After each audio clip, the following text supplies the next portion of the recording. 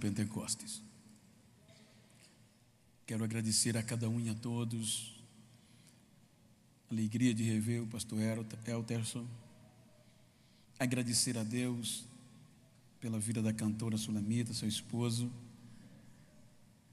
E agradecer ao pastor o presente de receber no aeroporto, pastor Abraão. Muito obrigado, pastor, pelo carinho, o cuidado que ele tem tido por mim, representando, obviamente, ao Senhor e esta gloriosa igreja.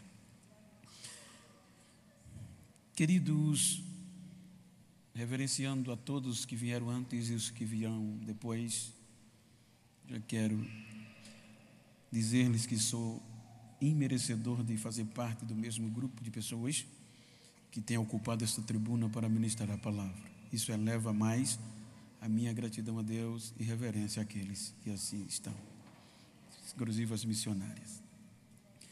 Queridos, eu quero tomar por base esse texto para falar-lhes acerca do derramamento do Espírito.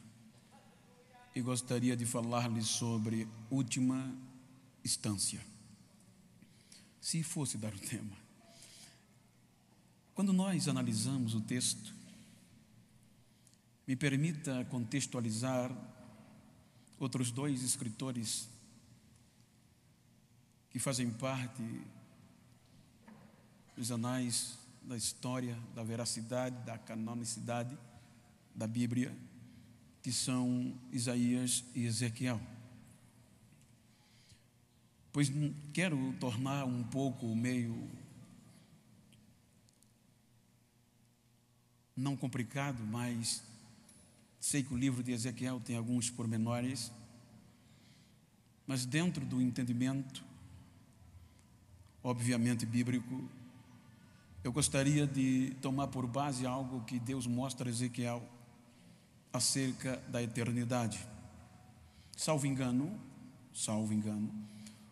Isaías e Ezequiel tiveram revelações inédita, inusitada no seu tempo e que perduraria por vários anos e tempos e séculos.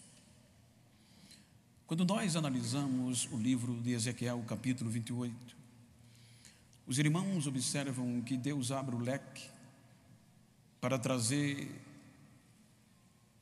o perigo da soberba baseado em um contexto humano, e Deus usa o contexto para voltar ao eterno, que tem começo, não tem fim, que não tem fim, nem tem começo, e abre para Ezequiel o princípio da soberba. E com isso eu quero, em objetivo principal, mostrar a mim e a você, a nós, que tão grande responsabilidade, que tão grande privilégio nós temos por estar aqui e fazer parte disto. Se nós analisarmos o contexto criação, os irmãos vão observar que as primeiras criaturas tidas por filhos são anjos, e eles estão em uma categoria eterna. Então, com base no livro do Gênesis, capítulo 1, versículo 1, no princípio eu criei Deus, os céus e a terra, ponto. Subentende-se, por parte de alguns eruditos, por parte de alguns escritores e por parte de alguns admiradores, que este período foi um período antes o período que é conhecido como mineral, período terra. E esse período, todas essas pedras que Ezequiel fala de fulgurantes, pedras afogueadas, eram as preciosidades minerais que se viam na superfície da terra. Ezequiel traz à tona que da terra havia um tributo a Deus, e este tributo era em forma de pedras afogueadas, transformada em louvor.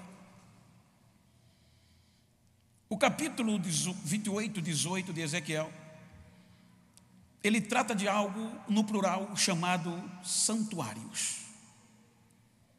Então implica dizer que eram mais do que um, ou era mais do que um. E dentro desse contexto santuário, foi dito aqui, foi feito, está aqui.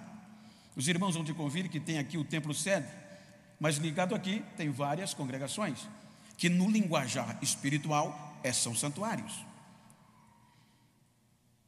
Então eles são um para adoração. De onde estiver com o número de 2, 3, 10 mil crentes, independente do tamanho da aparência, é santuário. E o objetivo é adorar.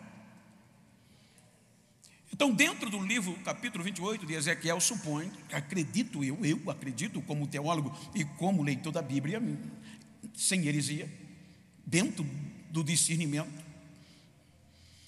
Obviamente que quando Ezequiel fala de santuários, mostra que os anjos tinham esta função de adorar a Deus e elevar tributo de baixo para cima, por meio de santuários em forma de organização. E Ezequiel mostra que havia um ser, como por exemplo, no meu estado, na minha cidade, eu sou o co-pastor, somos 34 igrejas, e uma vez por mês é obrigado, dentro do contexto positivo, obrigado não é impositivo, todos os respectivos dirigentes que cada santuário tem, somos 34, vai ao templo sede. E no templo sede eles vão com o objetivo, prestar conta a cada um do seu santuário, ao pastor presidente. E o pastor presidente, obviamente, uma vez por mês, vai à capital, prestar conta dos seus santuários ao presidente. E o presidente vai a Deus, por meio de Jesus. Quando nós analisamos o contexto, veja que Ezequiel mostra que havia esta interação terra e céu. E havia um ser, só ele habitava, só ele tinha acesso ao Monte Santo de Deus. Então ele é chamado de sacerdote perfeito, aferidor de medidas, fala de perfeição. Então só ele pegava todo esse contexto de louvor entre as pedras afogueadas, guardava no coração e levava de toda a terra, de todos os santuários, o Monte Santo, o que os anjos de tributo. E só ele entrava no Monte Santo e abria o coração. Quando ele abria o coração, o tributo da terra vinha diante de Deus. Olha que coisa linda. Tu és digno de honra, tu és digno de glória, tu és digno de louvor, tu és digno de adoração, tu és digno de majestade, e assim por diante. Isto era cotidianamente. Este ser se chamava Lúcifer, anjo de luz. Ezequiel diz, Deus revela a Ezequiel que por conta da sua beleza, da sua formosura, ele soberbeceu. Veja o quanto foi tão glorioso o que a terra levava a Deus, a ponto do coração de Lúcifer perfeito se ensoberbecer, e quando ele se ensoberbeceu, ele achou que o Todo-Poderoso não merecia tudo aquilo e que ele queria parte.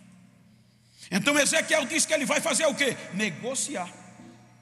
E o que é negociar? Comércio, prometer o que não pode.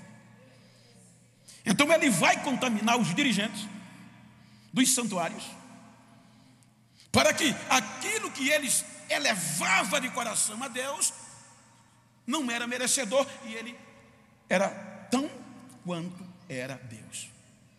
Então Ezequiel diz que pela multiplicação, veja que o comércio dele, a negociação que ele fez foi tamanha que ele diz: por conta da multiplicação do teu comércio, contaminaste os teus santuários. Então, quando ele contamina os santuários, anjos terra, então no coração dele diz Isaías: agora eu já tenho uma terça parte ao meu lado, eu já tenho coro suficiente para agora subir acima das mais altas estrelas, acima das mais altas nuvens, estabelecer lá o meu trono e você igual ao Altíssimo. Então, quando ele sobe, Deus já o esperava. Do coração dele não tem mais perfeição, não sai mais adoração, não sai mais louvor. Aí Deus diz: tu eras perfeito desde o dia em que foste criado, mas em ti se achou iniquidade, e eu vou acender um fogo devorador, consumidor dentro de você, e vou te devolver, vou te atirar à terra, humilhado, e todos verão. Lúcifer é jogado para a terra com o ímpeto da ira de Deus. A terça parte rebeliada não tem direito à segunda chance, é julgada, condenada para o juízo final e presa no abismo. Os que não se contaminaram são recolhidos aos céus, e as águas vêm, cobrem o contexto terra mineral, as trevas vêm, cobrem a terra, as águas, e a terra fica sem forma e vazia. Não tinha mais adorador, não tinha mais tributo. A Bíblia diz no versículo seguinte que a terra era sem forma e vazia, depois do ponto final. E o que se via acima das águas eram trevas. Mas o amor de Deus preservou, porque a Bíblia diz que o Espírito de Deus pairava sobre a face do abismo. Era Deus dizendo: ainda vai ter adorador.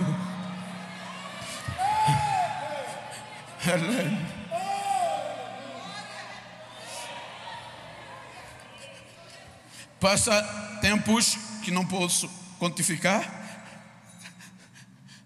aí resolve Deus recomeçar, como quem diz na nossa linguagem: sinto saudade de lá. Aí Deus diz: já haja separação entre os montões de águas e a porção seca. Veja que já existia depois do ponto final. Então a Bíblia diz que as águas saem e a terra surge. Aí Deus passa o capítulo 1, 6 dias, preparando, decorando, dizendo: trazendo de volta, vai, aquela coisa linda. Sexto dia, terminou e viu que era bom, está perfeito. Terra mineral, agora terra natural. O minério está no subsolo pelo impacto da queda. Aí vem Deus, capítulo 2, diz: está tudo bonitinho, mas está faltando o principal. Vamos fazer o homem, vamos fazer o ser humano a nossa imagem, a nossa semelhança. Aí você vai ver que Deus cria o homem, o ser humano surge. Se você ler Ezequiel, ele habitava no Éden, no paraíso. Veja que Deus faz o Éden para Adão um lugar de adoração geográfico. Então agora a Bíblia diz que Adão vai adorar a Deus. E o que é lindo é que, se você analisar, você vai ver Jó capítulo 33, 4 dizendo: o Espírito de Deus me formou. Ele distingue a formação do fôlego, e o Todo-Poderoso me deu fôlego de vida. Ou seja, o Espírito Santo forma o esqueleto todo, põe carne, põe nervo, põe pele, põe articulação, aí pronto, mas não tem vida. Aí Deus sopra, aí ele tem vida. Aí agora Deus coloca esse adorador no Éden, e agora a terra volta a dar tributo em glória a Deus. Veja que a partir daqui, todo dia, todos os dias, no entardo, o culto era no final da tarde, tinha culto pentecostal no sentido da palavra. A presença de Deus descia no Éden, e o homem o adorava, e Deus o adorava. Aí vem Lúcifer, o pecado por meio do homem. Vejam que Lúcifer entra no jardim, entra e contamina o ser humano. O ser humano agora decepciona, e aqui começa a instância natural. A primeira instância dentro de uma alegoria jurídica: o homem é julgado, confesso, réu, confesso, e era digno de ser eliminado, mas o amor de Deus o preserva. Mais uma vez, o único lugar geográfico do ser humano adorar, primeiro o Éden de Lúcifer, o lugar espiritual, ou seja, eterno. Agora o homem que foi criado, segundo os escritores hebreus, um pouco menor que os homens, que os anjos, então também contamina o espaço geográfico. Jardim Éden é expulso do paraíso. A porta da igreja é fechada e não tem mais culto, porque o homem não se chega à presença de Deus. Réu, confesso, vai a sua geração e não se volta. Capítulo 6 do Gênesis, vem a decepção cabal. Veja que Deus, capítulo 6 do Gênesis, versículo 3, ele diz, ele determina: não intercederá, em uma versão, no original. Na outra versão diz: não contenderá, não habitará o meu espírito com o homem para sempre. Então Deus tira o espírito do homem e limita a sua existência. Porém, ele determina: sem a presença, sem o espírito, não vale acreditar, não tem futuro, vou acabar, vou determinar o fim, ele e tudo que criei, porque aparentemente já é condenado. Veja que está no geral, gênero humano degradado, geral pelo pecado. Quando Deus sanciona a condenação, já era confessa definitiva, aí vem algo chamado graça. Aí Deus vê alguém que não merecia achar graça aos olhos de Deus. Aí Deus diz: vou cumprir a sentença, mas vou poupar 8 almas para preservar o adorador. Veja que o dilúvio vem no capítulo 7. Agora a terra natural é diluída, destruída e coberta pelas águas. Está escrito que o mais alto monte da terra foi coberto pelas águas do dilúvio. Ou seja, as águas voltam a prevalecer sobre a terra, só que não havia mais escuridão acima das águas, porque a graça de Deus preservou 8 adoradores como esperança para o homem futuramente. Vem o capítulo 8, depois de dias, meses, vem a palavra. Lembrou Deus de Noé, tirou Noé da arca e teve o amor e a coragem de devolver tudo de novo que Adão perdeu. O começo, a nova aliança, a aliança que o homem vai governar sobre tudo de novo que Deus deu. Só fez um pedido: qual era o dever da terra? Enaltecer, encham a terra, porque a função era levar tributo. Então a geração de Noé é agora a bola da vez. De quê? De gozar do privilégio, da bondade desta interação. Deus, céu, terra, terra, céu, Deus. Porém, chega no capítulo 11, você vai ver que a geração de Noé ensoberbece, esquece o projeto de Deus e prioriza a si mesmo, dizendo: não, vamos formar uma cidade, vamos levantar prédios que o cume toque no céu, para nós sermos famosos e tornar o nosso nome grande. Veja que está no singular, Deus desce, singular, e vê o projeto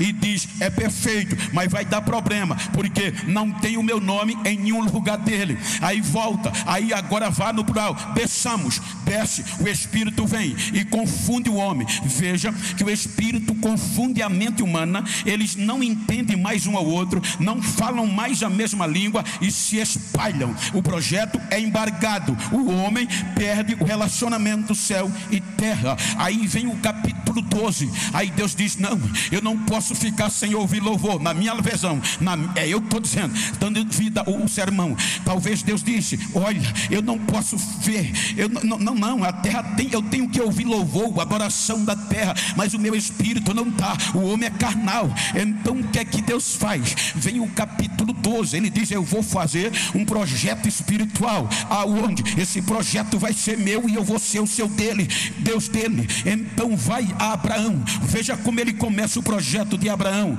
Abraão, sai da tua terra. Aí começa o pronome: eu te mostrarei para onde tu vai, eu te abençoarei, eu te tornarei famoso, eu te engrandecerei. É ele, não é o homem. E por meio de você eu vou abençoar todas as famílias da terra. Olha para quem está ao teu lado e diz: ei, quando tu achar alguém que acha que é, manda ele baixar a bola. Quem é ele? O projeto é dele, ele que é o projeto.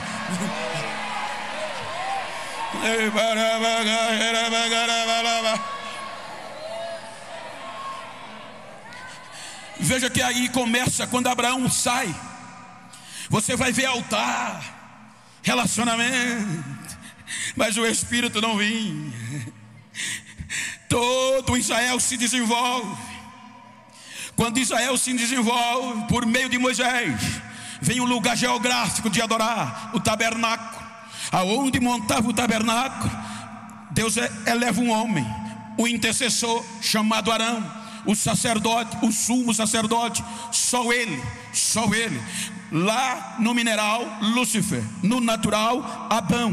Agora no processo, só Arão. Só ele entrava no santo dos santos, limpo, puro, e uma vez por ano. Não era todo dia. Representava o povo. Deus ouvia, aceitava o cheiro do incenso, a oração, e a glória descia. Vai assim, vem Salomão, vem o templo. Agora o próprio Deus ratifica o lugar de adoração com a construção do santuário. Disse Deus: Abraão, independente da crise que houver, quando este povo que se chama pelo meu nome se humilhar, orar, buscar a minha face e se arrepender dos seus maus caminhos, eu ouvirei toda e qualquer oração que seja feita aqui, porque aqui eu vou morar. Tinha um lugar de adoração.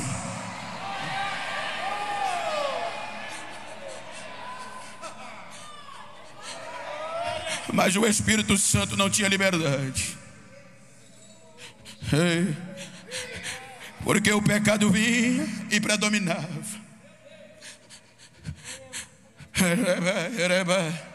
Porque o processo judicial ainda rolava, porque a culpa ainda estava na condenação.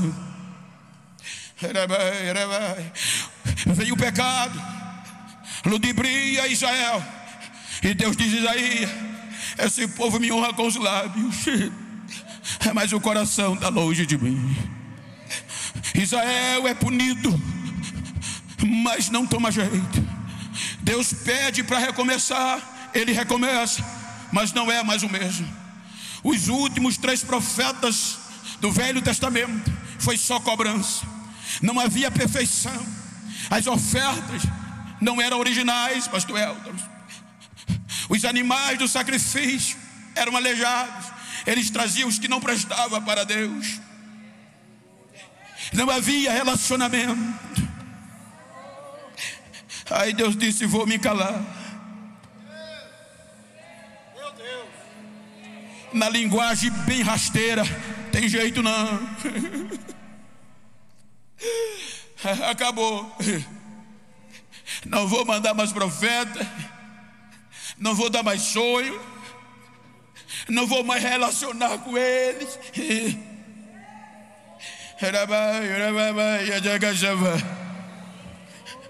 São mais de 42 gerações, o processo rolando. Você vai ver que desde Adão, conte comigo se você pode, você vai ver que o processo degradativo, judicial, com provas robustas, consistentes, condenatórias, Adão se tornou um réu confesso e gerou o pecado. A Bíblia diz que Adão não pagou a dívida, mas gerou Sete. Sete não pagou, mas gerou Enos. Você vai ler que nos dias de Enos voltou a ter relacionamento, voltou a invocar o nome do Senhor, mas não perdurou. O processo arrola. A primeira, segunda instância. Primeira instância, simples, vem no contexto alegórico. Vem agora, Enos gera Cainã, Cainã, Malalael, Malalael a Jared, Jared gera Enoque, Enoque a Metusalém, Metusalém a Lameque, e Lameque a Noé. É o fim, não tem jeito. A graça e o amor prevalecem. Passa o dilúvio. Veja que depois do dilúvio, a Bíblia diz que foi Sem escolhido para desenvolver o processo. Sem gera Arfajade, Arfajade gera Elá, Elá gera Éber, Éber a Reu, Reu a Peleg, Peleg a Serug, Serug a Naó, Naó a Terá, e Terá a Abrão. Aí Deus diz: não, agora eu vou intervir no processo. Eu vou levantar um projeto espiritual meu, para que através dele haja livramento e haja julgamento justo. A Bíblia diz que Abraão gera Isaac, Isaac a Jacó, Jacó gera Rubem, Simeão, Levi, Judá, Zebulon, Gade, Assé, Isacar, José e a Benjamim, 12 filhos. Aí entra Judá, Judá assume o processo. Judá gera Perez, Perez a Esrom, Esrom a Arão, Arão a Aminadab, Aminadab a Naasson, Naasson a Salmão, Salmão a Boaz, Boaz a Obed, Obed a Jessé, Jessé a Davi. Aí Deus diz: achei, achei, achei, achei, achei, achei, achei, achei.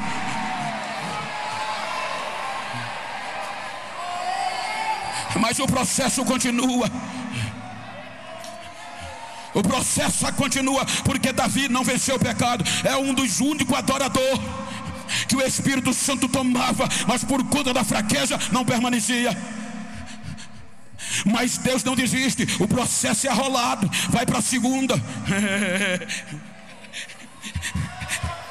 Provas consistentes e condenatórias. Davi gera Salomão, Salomão a Roboão, Roboão a Abias, Abias a Asa, Asa Josafá, Josafá Jorão, Jorão Uzias, Uzias gera Jotão, Jotão a Acais, Acais a Ezequias, Ezequias Manassés, Manassés gera Josias, Josias gera Amon, e Amon Jeconia. Fechou, cativeiro. O pecado predominou, não tem jeito, vai para o cativeiro. O processo está rolando, rolando, e o inferno e Lúcio dizendo: não tem jeito, é condenação certa, é vitória certa. Passa 70 anos, aí Deus traz Israel de volta e vai trabalhar no processo. Aí diz Mateus no capítulo 1: depois do cativeiro, Salatiel gerou a Zorobabel, Zorobabel gerou a Abiúde, Abiúde a Eliaquim, Eliaquim a Azor, Azor a Zadok, Zadok a Aquim, Aquim Eliasar, Eliasar Matã, Matã a Jacó, Jacó a José,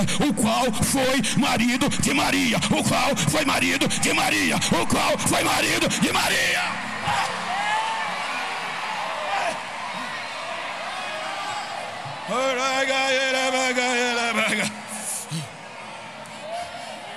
Eu, como teólogo e pregador e crente sobretudo, eu quero acreditar que a visão do Apocalipse específica do capítulo 5 foi aqui. Acabou.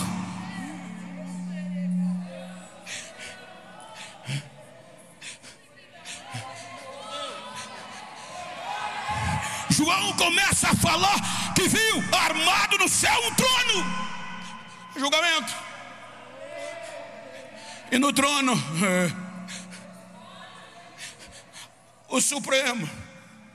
Me permita, eu sou leigo, mas pelo que eu entendo, não são todos os assuntos que vão ao Supremo. Só o que está envolvido constitucionalmente e foram privilegiados. O resto é no superior. Mas veja que o caos, o processo foi tão arrolado que agora, grandes e pequenos, quem tinha foro e quem não tinha, constitucional, todos enrolaram num processo só e chega ao Supremo. Última instância.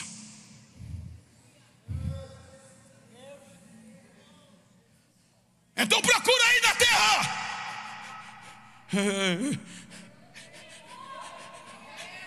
A condenação, as provas são consistentes. Morte eterna, condenação final. Vê algum advogado.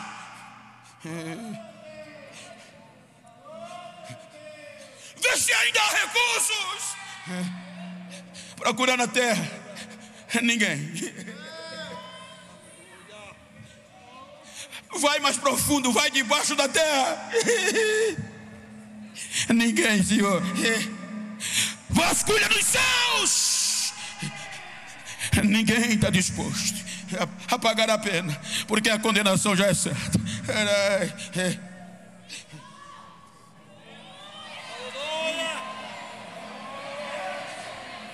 Aí Paulo diz aos Filipenses, eu vou ilustrar que a voz é por minha conta, Senhor, porque no Velho Testamento você vai entender que nem os anjos, foi citado aqui o Salmo 24, o cântico, nem os anjos, nem os homens sabia quem era Jesus. Você vai ver no Velho Testamento teofanicamente o anjo do Senhor, a graça, o princípio, a sabedoria, mas filho não. Quando a condenação é sentenciada, o veredito é condenatório, que Paulo diz que nós já estávamos condenados pelos nossos atos de viver. Aí eu quero acreditar, Senhor, eu vou, mas você não pode, você é Deus, mas eu estou disposto a abrir mão.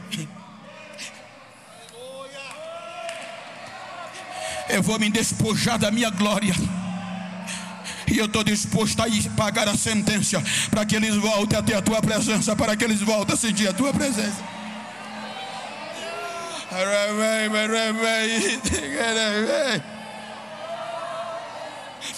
Ela 400 anos de silêncio.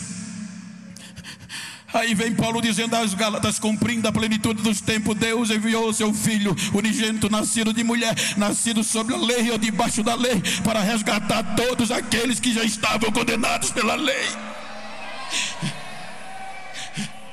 Ele vem como homem, é rejeitado logo ao nascer, veio para restaurar o relacionamento de Deus com Israel, mas é rejeitado com 12 anos, com 29 anos, batizado, é rejeitado, trava a luta com Lúcifer, que queria dissuadi-lo da sua intenção. A partir daí, você não vai ver sucesso humano no ministério de Jesus. Guerra travada 24 horas por dia, enquanto o sistema diabólico, enquanto o sistema religioso corrompido descartava, fazia tudo para cada vez mais jogar gente no inferno, a mensagem de Jesus ia resgatando e trazendo esperança de relacionamento com Deus. Enquanto o sistema religioso proibia aqueles que eles achavam indignos, que julgavam, de não se relacionar com Deus, proibindo até a adoração, Jesus vem dizendo a uma mulher que não tinha direito de entrar em Jerusalém, porque eles não deixavam. A mulher disse, Senhor, vocês judeus estão dizendo que o lugar certo de adorar é Jerusalém, mas nossos pais e Jacó adoraram no Gerizim. Aí Jesus diz, vocês falam do que não sabem e nós do que sabemos, mas eu tenho algo novo para te dizer. Está chegando a hora, e já chegou, o qual que os verdadeiros adoradores não vão depender de templo físico, porque vão adorar em espírito e em verdade. A hora já chegou.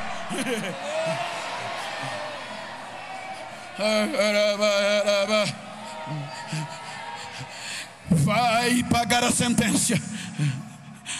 E nós, seres humanos, não imaginaria que era tão dolorosa e tão castigante. Antes de ser preso, eu acho lindo João 13:14, quando ele fala da volta para o Pai. Mas ele diz aos discípulos, representantes futuros da sua igreja: eu não vou deixar vocês só, órfãos sem pai. Eu vou para o meu Pai, mas eu prometo a vocês uma coisa garantida: eu vou rogar ao Pai. Lembra que no 6 do Gênesis o Espírito, o relacionamento foi tirado. Lembra que todo o Velho Testamento, o Espírito Santo vinha, tomava alguém e voltava. E Jesus disse à igreja, os seus discípulos: eu vou prometer a vocês, eu vou para o céu e vou rogar ao Pai. A palavra rogar é mesmo que a resposta seja não, eu vou continuar pedindo. Ou seja, para que Ele envie o Consolador para ficar para sempre com vocês.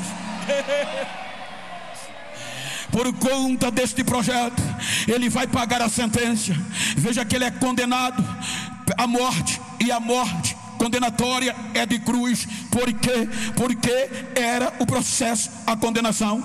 Porque Deuteronômio, na legalidade da lei, da ótica divina, 21, 23, maldito é todo aquele que for pendurado no madeiro. Pendurado no madeiro era maldição. Esta era a nossa condenação, maldição eterna. Ele estava pronto para pagar a sentença. Pela lei dos homens do império, era o ápice da vergonha, inimigo do Estado, vexatório. Acabou a sua história. Veja que foi tão bem feito que na noite que prenderam ele, os mais íntimos desistiram, os mais íntimos negaram. Como é que Pedro, veja, 3 anos e meio de aprendizado, na noite que ele foi traído, ele negou por 3 vezes. Alguém dizia, na nossa linguagem: você congrega com ele. Ele disse: eu nem conheci ele, eu conheço a tua voz. Não, você. Ele negou por 3 vezes. Veja que quando Jesus vai à cruz, é para aniquilar o inferno. Tinha certeza que nós não teríamos mais como escapar, porque o trono estava armado, o trono estava em julgamento, ou seja, na última instância, no Supremo. E este era o último recurso, baseado no amor e na graça que nós não merecíamos. Então ele vem como última aliança. Se este não funcionar, não tem mais jeito. Veja que a Bíblia diz que em tudo ele foi tentado. Ele poderia fracassar, mas ele não fracassou. Então ele vai à cruz. Quando ele vai à cruz, era decepção. Crucificam como o pior dos criminosos, julgaram como maldito de Deus. 3 dias lá na cruz. Sexta-feira o comércio fecha, 5 horas da tarde, 6 horas o comércio fecha. Agora, antes de fechar, tiraram o corpo da cruz, e tiraram de forma excepcional, porque nem a família, nem os discípulos conseguiram tirar. Na última hora, tirou José e Nicodemo o corpo da cruz. Quando jogaram no sepulcro, veio o lacre real. O desespero bate em quem tinha esperança. Sepultou, acabou.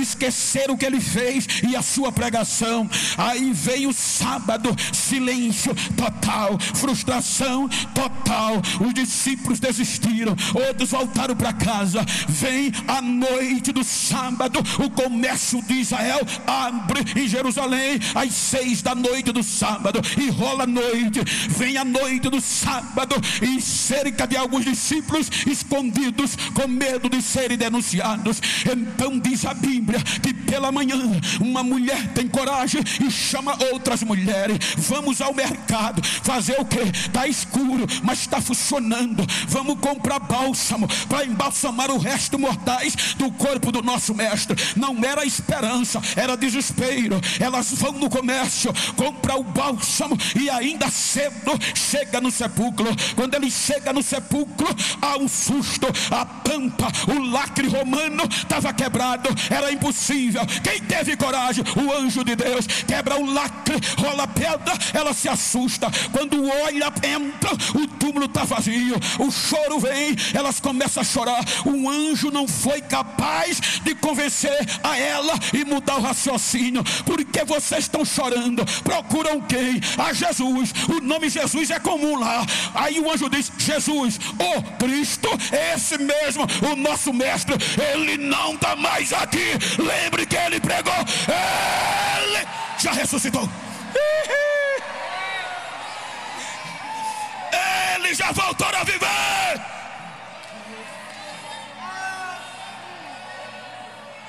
O impacto foi tamanho que o anjo não convenceu Maria. E olhe que pela atitude era andar mais crente. Sai para fora do túmulo gritando, chorando. Viu um vulto passar, disse: eu vou. É o jardineiro, correu atrás, gritando: ei, jardineiro, se foi você, diz onde puseste. Maria, Raboni, sou eu, Maria. Vá e diga aos seus irmãos e meus irmãos que eu estou vivo. Eu estou vivo, Maria.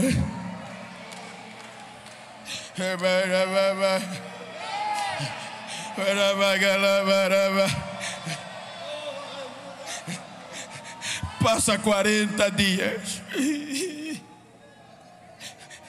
preocupado, tratando feridas,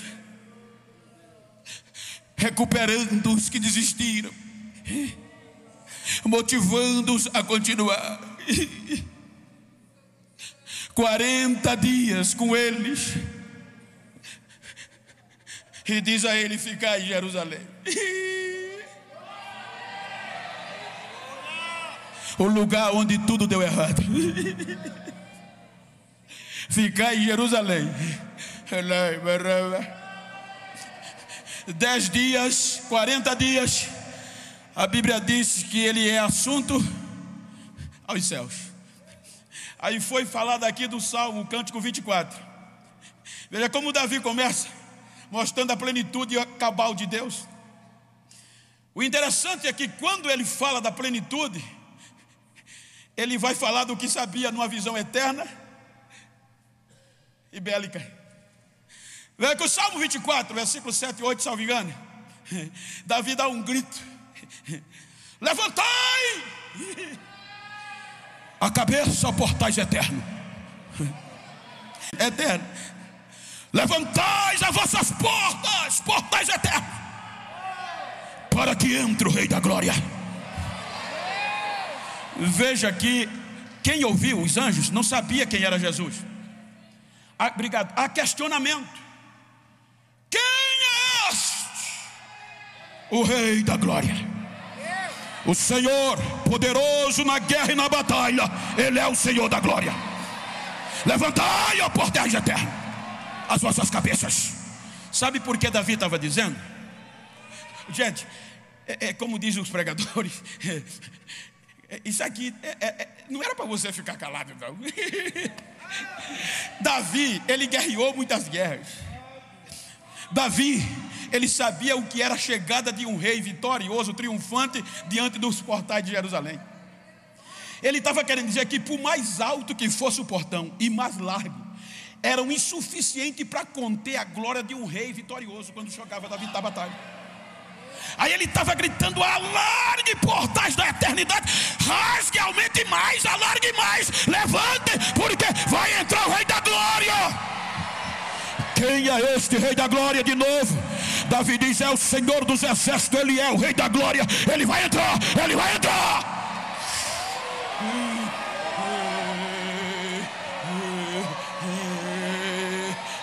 Quando ele entra, volta para o Apocalipse. Aí João ainda estava chorando. Aí João diz que vem um anjo gritando, agora gritando: João, João, não precisa mais chorar. O céu todo vindo, a voz era alta, porque quando ele levanta a cabeça, o anjo grita: eis o leão da tribo de Judá, a raiz de Davi. Ele venceu, ele é digno de tomar o livro, de quebrar os selos e de ler o livro. Ele venceu.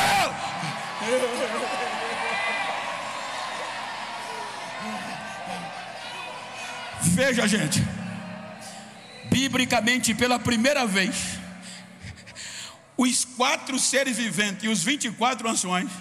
Você lembra que Isaías, quando falou do trono, os anjos voavam e adoravam um ser, que a sua aba enchia todo? Agora não. Os anjos, quando viram, João diz que quando ele entra, o céu para. E quando o céu para, ele vai direto para o que estava sentado no trono. Aí os anjos vão ver a fusão pela primeira vez. Qual de vós eu chamei de filho? Aí a fusão entre o pai e o filho. Quando os dois trova, aí o filho pega o livro. Quando o filho pega o livro, aí os 4 seres viventes e os 24 anciões dobram os joelhos agora para quem? Aos pés do Cordeiro, e começa a adorar e jogar incenso e dizer: digno tu és de tomar o livro, de quebrar os selos, de desatar e o ler, porque tu fosse morto, mas com teu sangue compraste para Deus povo, língua, raça e nação. Tu está livre, tu está livre, tu está livre. Tu venceste, tu venceste, tu venceste.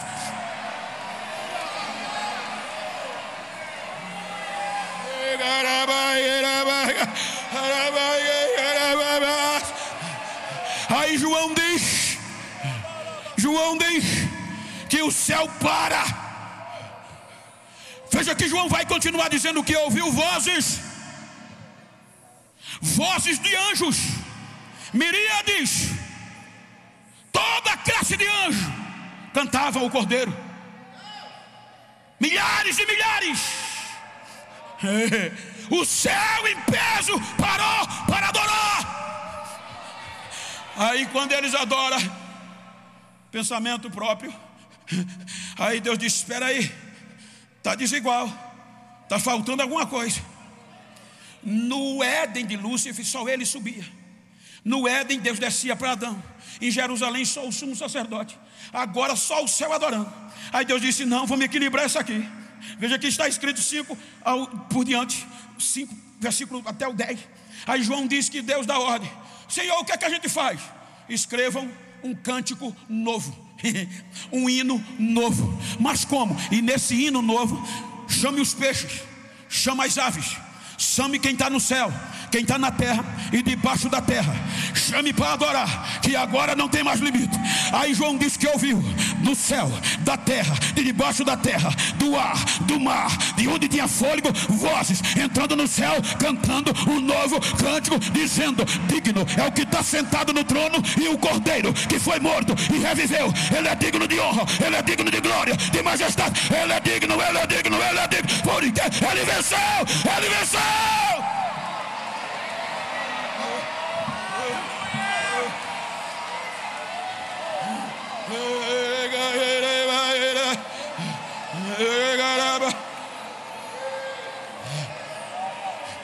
Dez dias, celebração no céu.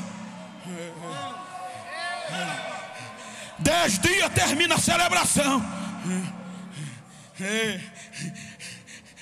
Aí o Cordeiro senta à direita do trono. Eu quero acreditar que quando ele senta à direita do trono, ele diz: Pai, deixa eu te pedir uma coisa. O que era que estava acontecendo em Jerusalém? Pentecoste.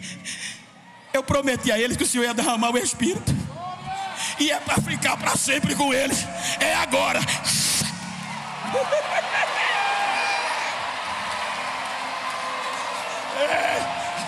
E todos, e todos, e todos, e todos, e todos, e todos, e todos, e todos, e todos, e todos.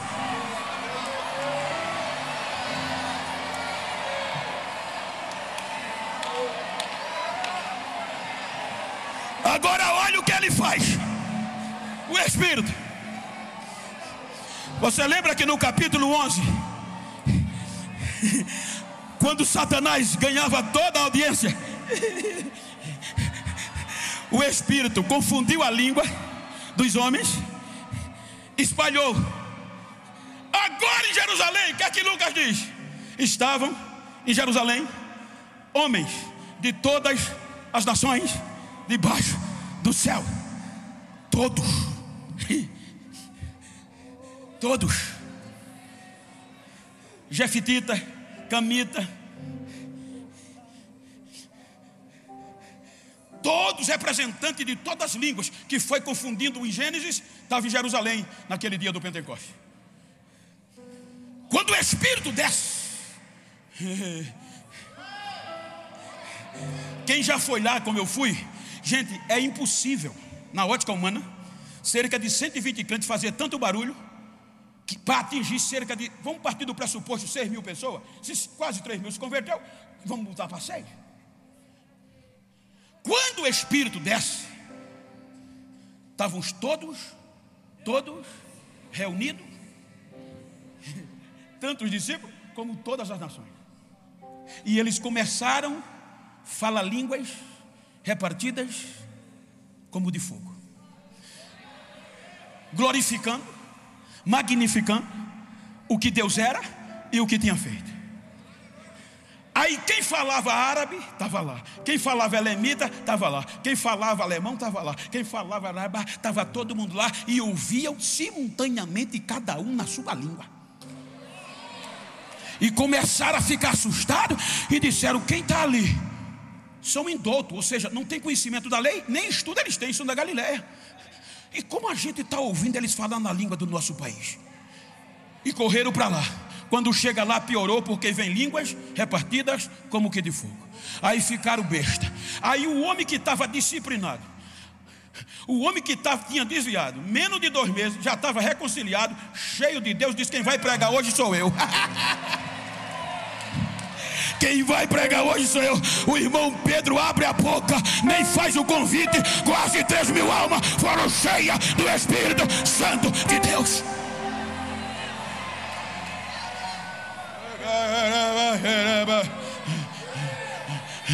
Olha para quem está ao teu lado, diga: eu não sei como você vai sair daqui, mas eu vou sair voando. Diga para ele: tu já pensou que tu foi colocado no lugar de Lúcifer? Diz para ele: tu foi colocado no lugar de Adão. Diz para ele: tu foi colocado no lugar de Israel. Veja que Paulo diz aos Romanos, capítulo 11, 25: eu tenho um segredo para dizer a vocês. Deus endureceu o coração de Israel em parte para vocês entrar. Então tu acha que Deus te colocou aqui para tu estar simplesmente aplaudindo o pregador, para estar sentado no banco? Deus te chamou e te trouxe aqui para adorar, para falar línguas estranhas, para viver o Pentecostes, para viver o Pentecostes, para viver. Então deixa eu ouvir o barulho de Pentecoste. Deixa o inferno ouvir que aqui em Maué ainda tem a Debrais pentecostal.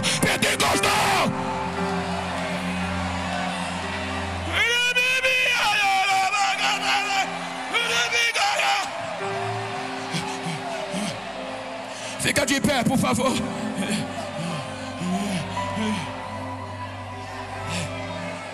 Me ajuda aqui, Abraão, por favor. Olha para esse crente que está do teu lado, se for íntimo, termina comigo, prega. Diga para ele: não quero saber nem como você vai sair. Pergunta ele: o teu carro ainda tem uma vaga?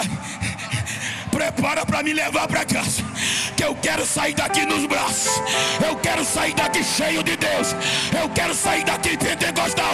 Abraça ele e diga: receba.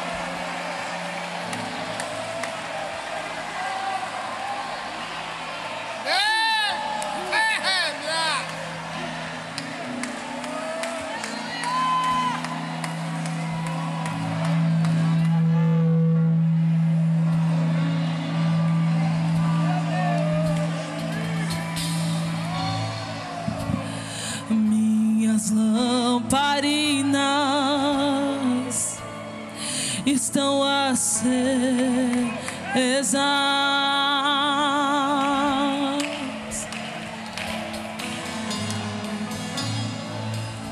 Só estou esperando o barulho dos teus passos em direção à porta. É só bater que eu vou abrir pra você entrar.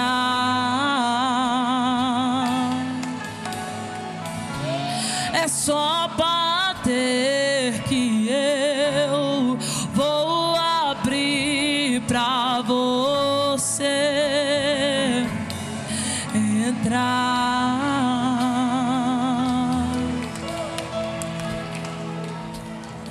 Eu já coloquei as minhas vestes brancas. Estou só te esperando. Vem, vamos dançar. Maranata,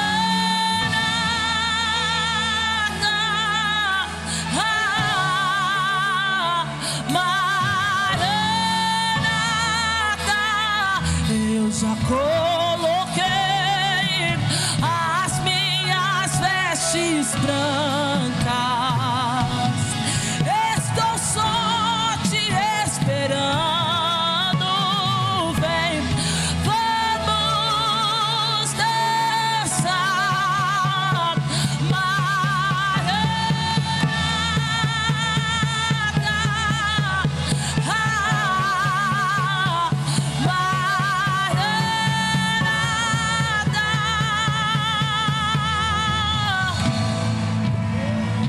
Minhas lamparinas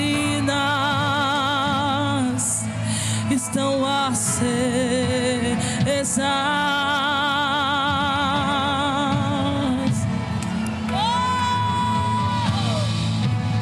Só estou esperando o barulho dos teus passos em direção à porta. É só bater que eu vou abrir pra você entrar.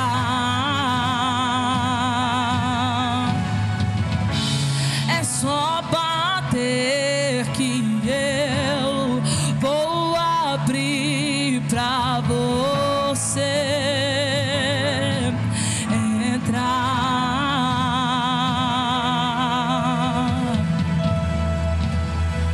Eu já coloquei as minhas vestes brancas. Estou só te esperando. Vem, vamos dançar. Maranata,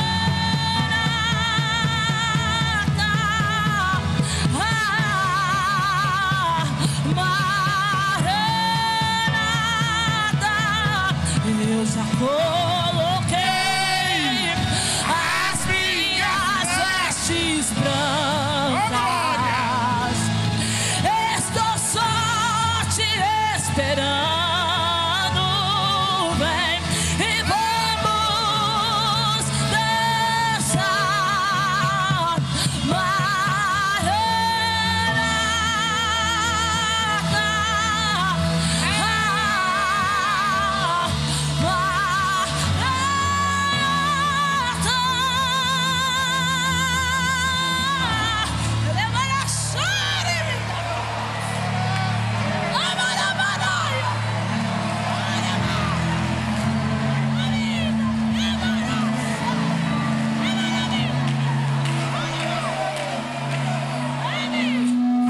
Tenho fogo nos olhos, eu não imagino imaginava que era lindo assim, que era lindo assim, meu noivo esperado. Eu abro a minha casa, pode morar aqui, pode morar aqui.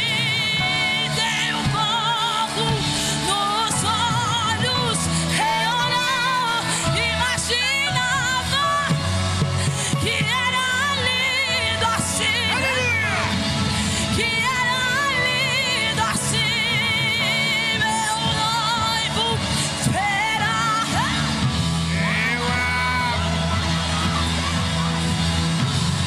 Pode morar aqui, pode morar aqui.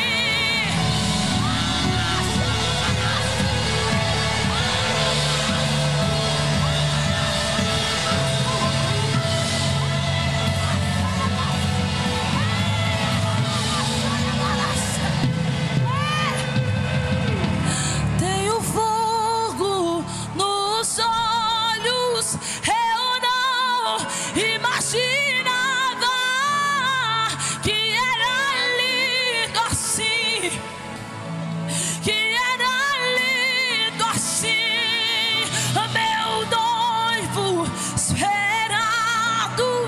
Eu abro a minha casa, pode morar aqui. E não há joelho que não se dobre, não há coração que não se renda.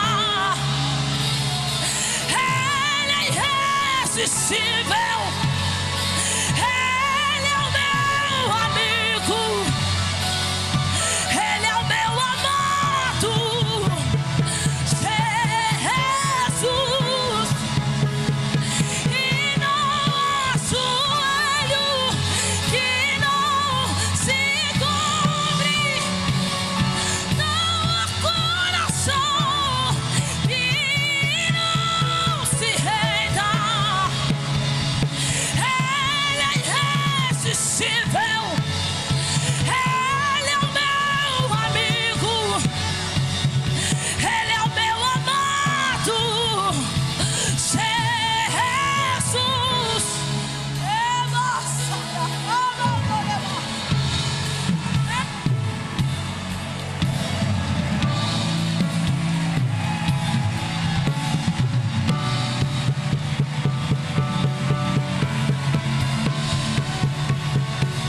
Que privilégio.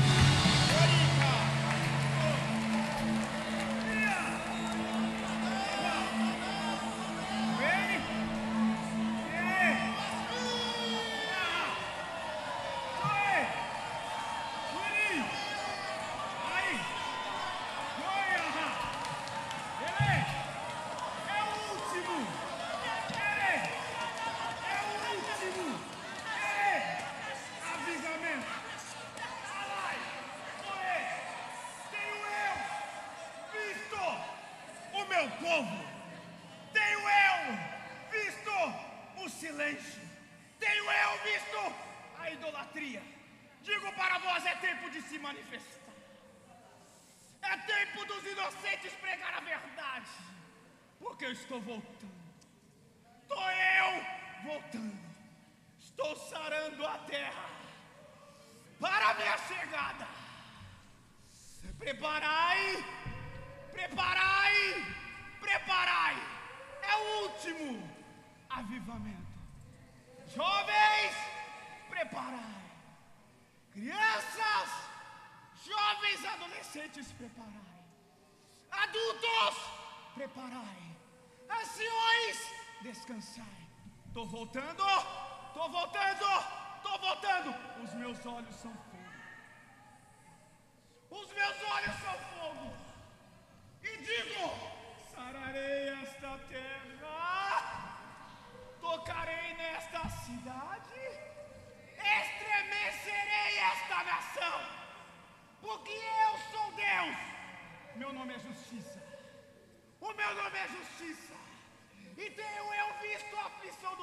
povo. O controle está nas minhas mãos. O adversário de vossas armas tem zombado, dizendo: não irão aguentar, não irão aguentar. Tirarei de dentro da casa, mas digo eu: os meus olhos de fogo estão passando, o meu cetro de justiça está descendo, porque eu resgatei o povo para morar comigo, e a minha justiça está descendo para buscar o meu povo. Preparai assim, meu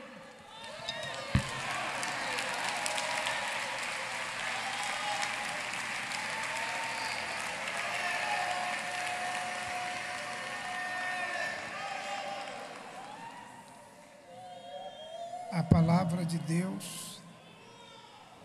A palavra de Deus foi pregada nessa noite.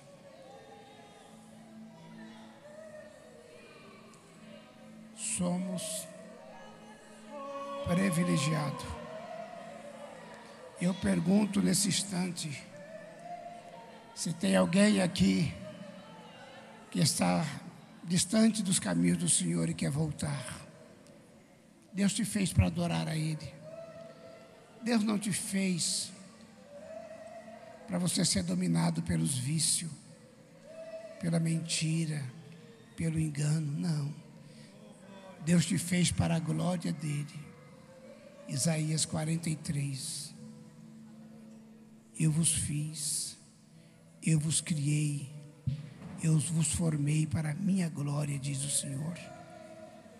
Se tem alguém aqui que quer receber Jesus como seu único, suficiente Salvador, você é um adorador. Aonde você vai, todo mundo diz: tu é crente, tu parece com crente, tu já foi crente. Deus está com saudade. Cadê a primeira pessoa? Estou terminando o culto. Quer vir para o altar? Quer deixar emitir esse som de glória de dentro de você, do seu coração? Tem alguém aqui? Se tiver, saia onde você está e venha. Tem alguém aqui na galeria?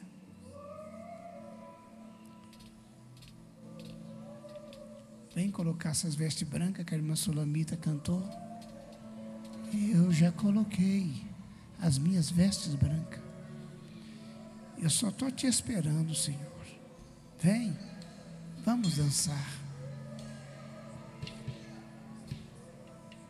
Tem alguém? Mais um minuto só. Mais um minuto. Tem alguém?